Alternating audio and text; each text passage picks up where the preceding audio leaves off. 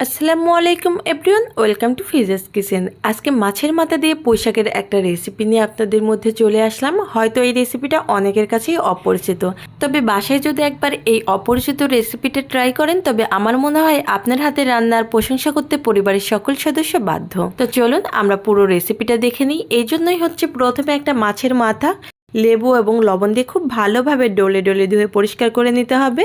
তারপর হচ্ছে লবণ, হলুদ এবং সামান্য শুকনো মরিচের গুঁড়া দিয়ে মাখে খুব ভালোভাবে এপাশ ওপাশ করে ভেজে নিতে হবে। তুলনামূলক একটু বেশিই ভেজে নিতে হবে। মাছের মাথাটা ভেজে নেওয়া হয়ে গেলে ওই তেলের মধ্যে আমি দিয়ে দিচ্ছি পেঁয়াজ বাটা। আপনারা চাইলে কিন্তু এখানে পেঁয়াজ কুচিটাও ব্যবহার করতে পারেন।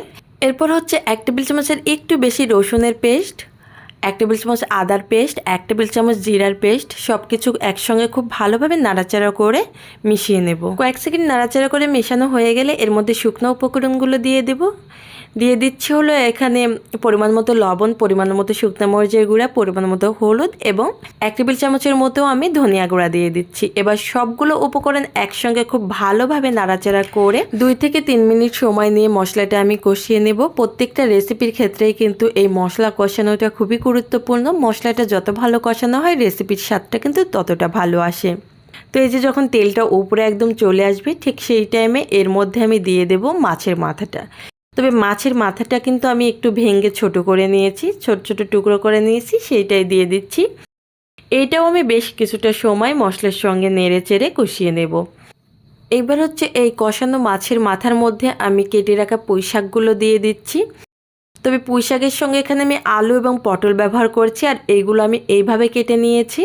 তো সব পুঁইশাকগুলো দেওয়া হয়ে গেলে একটু নাড়াচাড়া করে উপর নিচ করে দিলাম, দিয়ে এইটা ঢাকনা দিয়ে ঢেকে একদম 5 থেকে 6 মিনিটের মতো সময় নিয়ে কষিয়ে নেব।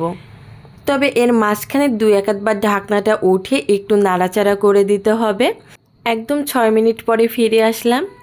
এই যে ঢাকনাটা উঠিয়ে নিচ্ছি, দেখুন পুঁইশাকের যে এক্সট্রা পানি বের হয় সেটাও কিন্তু একদম শুকিয়ে গেছে, আর পুঁইশাকটা কিন্তু খুব ভালোভাবে কষানো হয়ে গেছে। এর মাঝখানে আমি ঢাকনাটা উঠিয়ে 2-1 বার নাড়াচাড়া করে দিয়েছিলাম।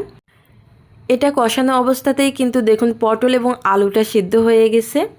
তবে পুঁইয়ের ডাঁটাটা একটু শক্ত থাকে, সেই জন্য আমি এখানে অল্প সামান্য কিছুটা পানি ব্যবহার করে একটু নেড়ে দিয়ে এইটা আমি আবারও ঢাকনা দিয়ে রান্না করে নেব 10 মিনিটের মতো। একদম 10 মিনিট পরে আবারও ফিরে আসলাম। এই যে দেখুন অতিরিক্ত ঝোলটা কিন্তু মরে গেছে, সামান্য একটু গায়ে মাখা ঝোল আছে, এইটা রাখতে হবে। কারণ মাছের মাথা দিয়ে পুঁইশাকের এই ঘন্টটা একদম শুকনা শুকনা ভালো লাগে না, হালকা গায়ে মাখা ঝোল ঝোল থাকলে খেতে ভালো লাগে।